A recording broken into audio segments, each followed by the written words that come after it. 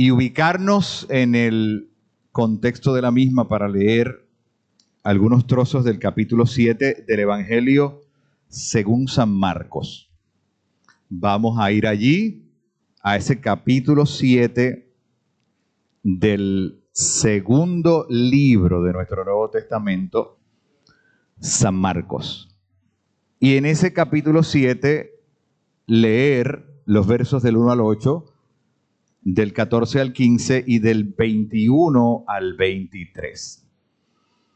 Yo le voy a ir guiando, ¿verdad? Para que usted no se me pierda, pero que estemos conscientes que nos toca trabajar el tema seamos amor. Ese es el tema para hoy. Lo repito, claro que sí. Marcos 7, del 1 al 8. Luego del 14 al 15 y del 21 al 23. 1 al 8, 14 al 15 y 21 al 23. El tema seamos amor. Y leemos la palabra de Dios en el nombre de nuestro Señor Jesucristo.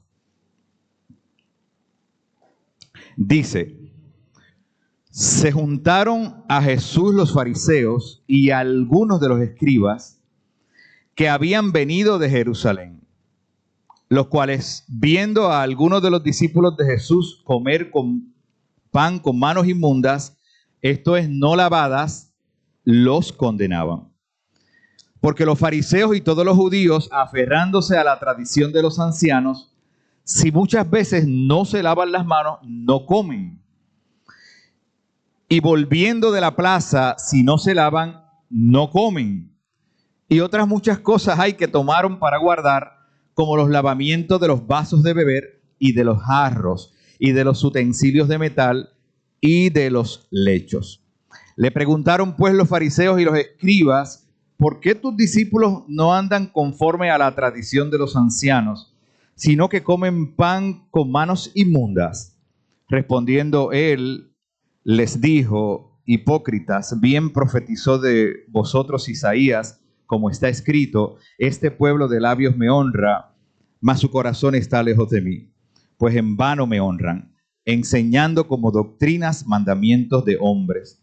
Porque dejando el mandamiento de Dios, se aferran a la tradición de los hombres, los lavamientos de los jarros y de los vasos de beber, y hacen otras muchas cosas semejantes. 14 al 15. Y llamando así a toda la multitud, les dijo: oídme todos y entended. Nada hay fuera del hombre que entre en él que le pueda contaminar, pero lo que sale de él, eso es lo que contamina al hombre. 21 en adelante.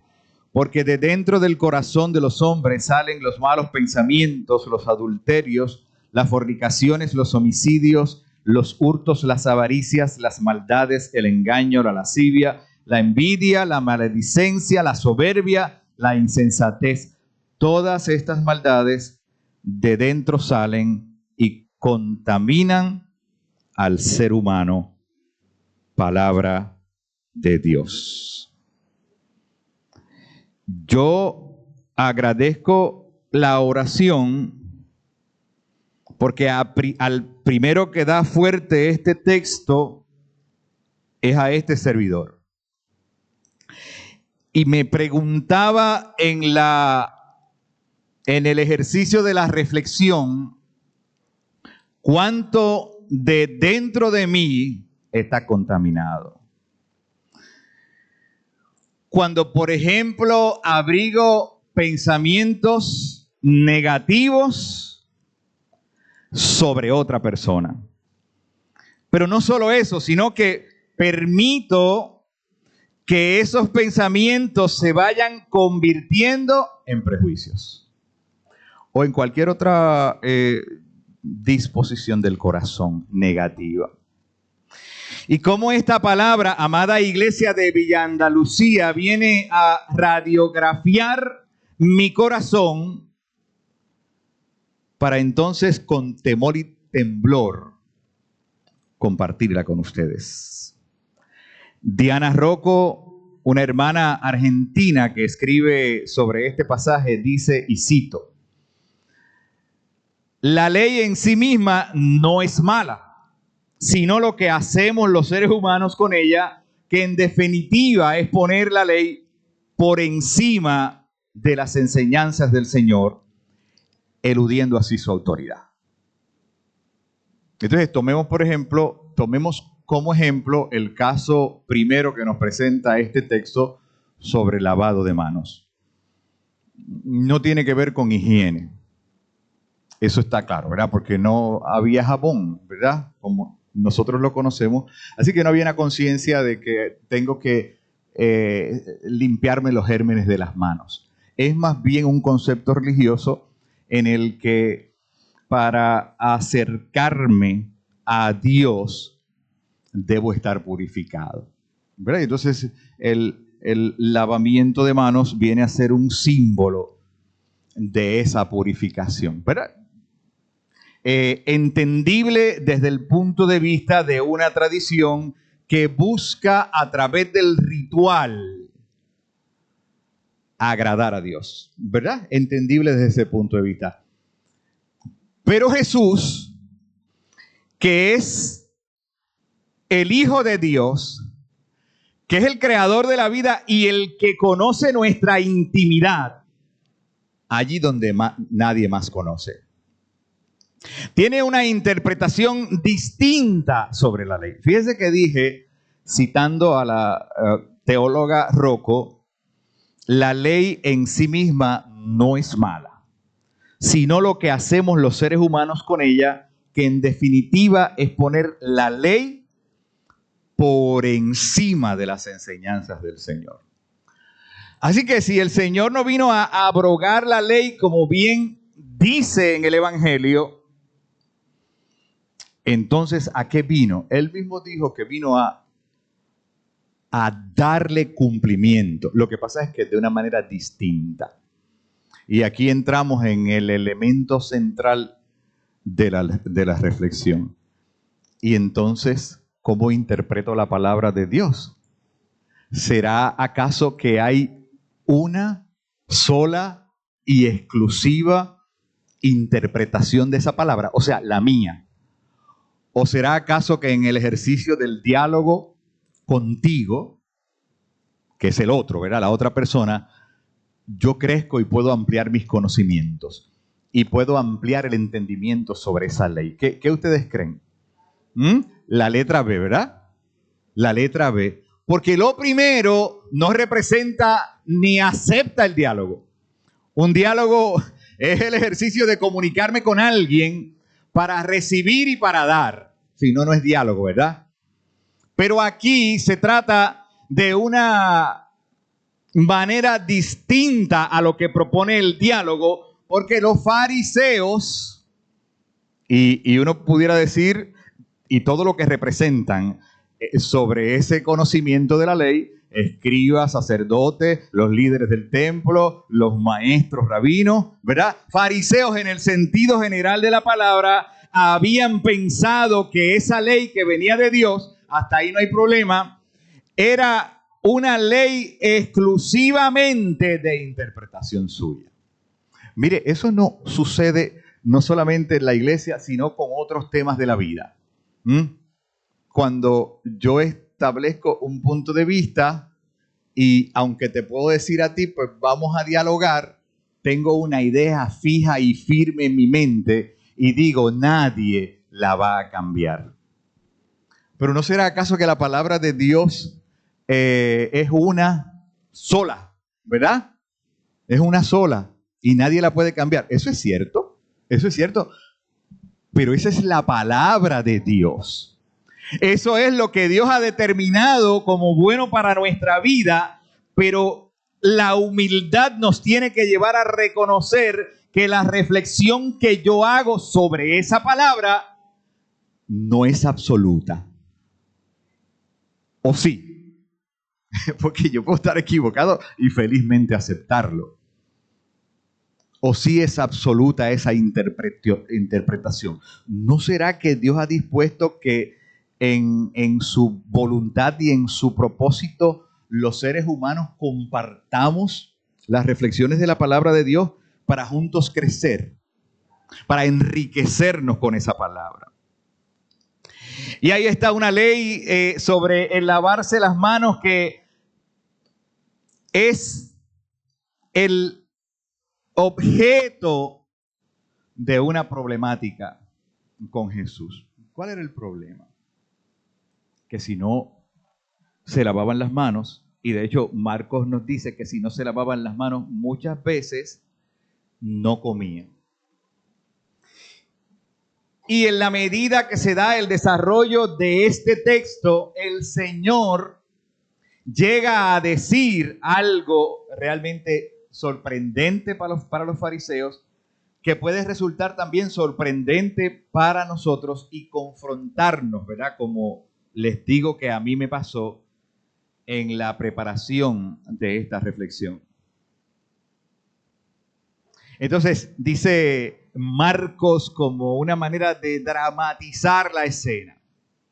Dice que Jesús, llamando así a la multitud, les dijo: óiganme todos y entended. Nada hay fuera del ser humano que entre en él que le pueda contaminar. Pero lo que sale, eso es lo que contamina al ser humano. Es distinto a veces a la apreciación que tenemos sobre, por ejemplo, las cosas que entran a nuestro cuerpo, ¿verdad? En un momento dado, Jesús le dice a los discípulos: todo ha sido limpio por mi palabra. Y sin duda, ¿verdad? Tenemos que reconocer que hay cosas que entran a nuestro cuerpo que no nos convienen, ¿verdad? Eso no está en issue, eso no está en la discusión. Pero Jesús, hablando de nuestra vida interior, de lo que pensamos, de aquello que está en el interior de nuestra mente y de nuestro corazón, que nadie más puede descubrir que Él dice: eso verdaderamente es lo que contamina al ser humano. Los judíos todavía al día de hoy tienen una norma muy disciplinada para ingerir los alimentos, y los alimentos tienen que estar dentro de la categoría de kosher. Han escuchado ese término, ¿verdad? Entonces tienen que cumplir con un rigor de calidad, de frescura y de pureza para poder ser considerados aptos para el consumo. El asunto de fondo, amada iglesia, es cómo interpretamos la palabra o la ley de Dios de tal modo que diga lo que queremos que diga. ¿Eso sucede o no sucede? Acomodamos el texto para que diga y sostenga la idea que ha sido preconcebida. Pero eso es una manera de acercarse al texto. Y se le llama, ¿verdad? Comúnmente se le llama literalismo. Es decir, la posición para la interpretación bíblica está basada en lo que leo y nada más.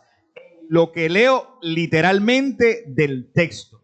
Lo que se le pueda sacar en términos de significado a eso que leo. Y entonces, como es una sola, porque está basada en lo que ese texto me dice, no puedo darle margen a nada más. ¿Y qué Jesús hace con relación al sábado? ¿Qué Jesús hace con relación a la dieta? ¿Qué Jesús hace con relación a la concepción del sistema de pureza de los judíos? Que no se podía. Imagínense, tocar un cadáver significaba estar impuro por una semana cumplir con ciertos rituales para después que terminara esa semana ir donde el sacerdote, que el sacerdote me diera un examen que aprobara mi pureza y entonces yo era apto para presentarme en sociedad. Y aunque la ley es buena, Jesús dice, yo tengo otra manera de interpretarla. Y Jesús es el primero que da un paso al frente para retar la disposición, vamos a decirlo, ¿verdad? La disposición de los fariseos, pero ya hemos dicho que puede incluir a cualquier mente que no permita nada más que lo que él piensa, para decirnos hay una manera de ver las cosas que no incumpla la ley, pero que bendiga al ser humano. ¿Recuerdan cuando los discípulos se molestaron porque Jesús quería sanar un cojo? Y entonces los fariseos le dicen, pero Señor, el problema es que hoy es sábado. Y Jesús le dice, pero eso es que ningún problema. Si usted tiene una ovejita que se le disloca una patita, no van y la sacan del risco. Y entonces le dice en el texto de Marcos 7, dice, hipócritas, ¿por qué no han entendido bien que la ley está puesta para bendecir al ser humano, no lo opuesto?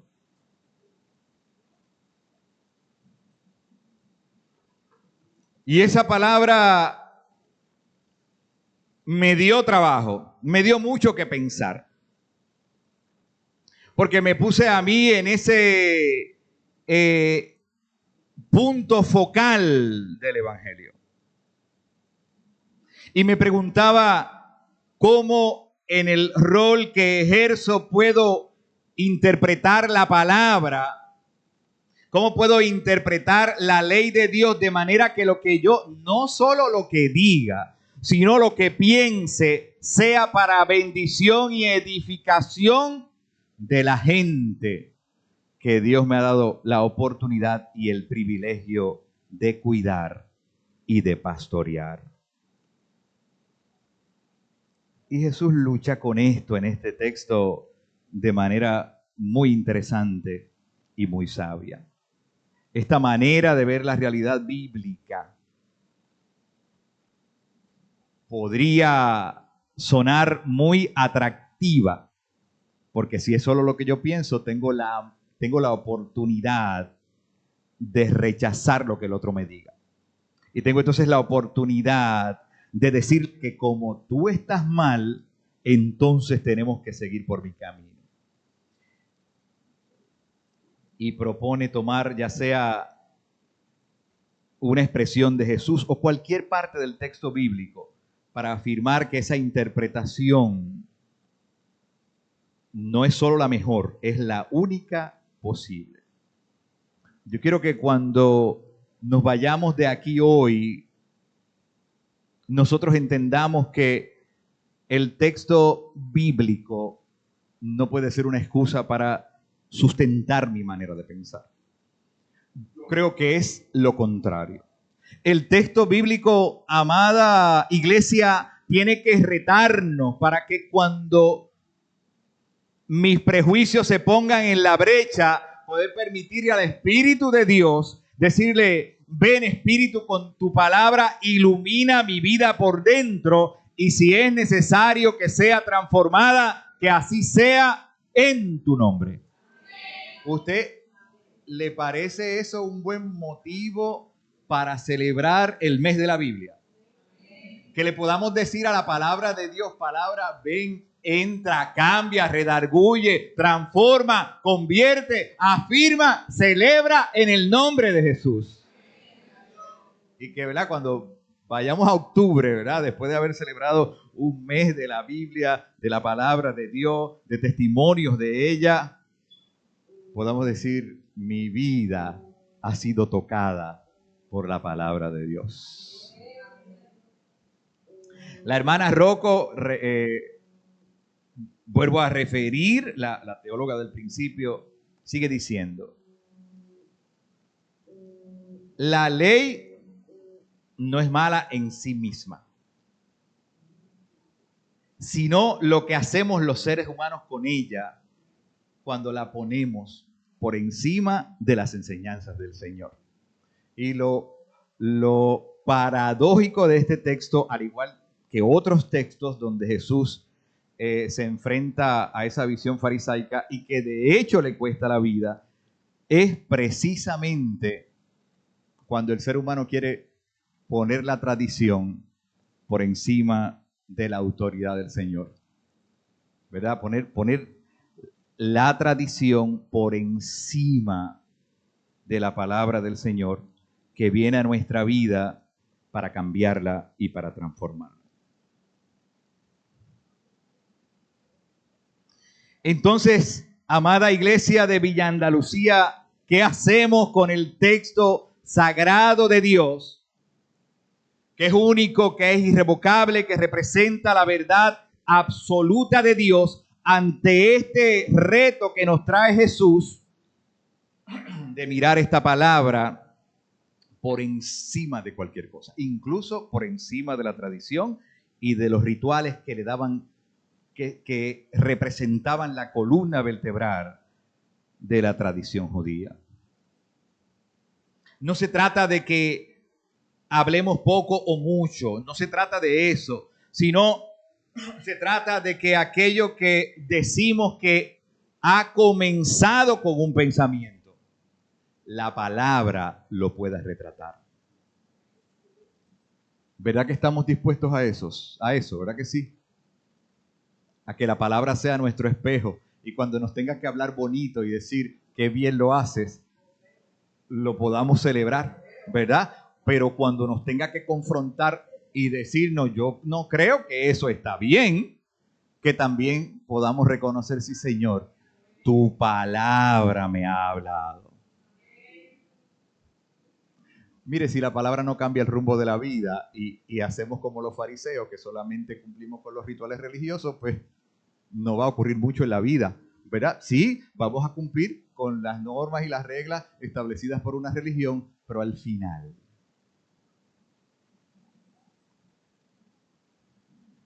seguiremos, como dice la palabra, necesitando leche en lugar de alimento sólido.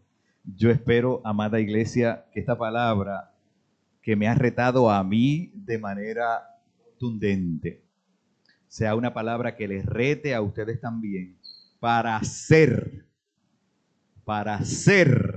amor, como dice nuestro tema. Y que reconozcamos que lo que viene de nuestro interior es evaluable, podría ser refutable, ¿verdad? Y podría ser objeto de un redarguir de parte del Señor.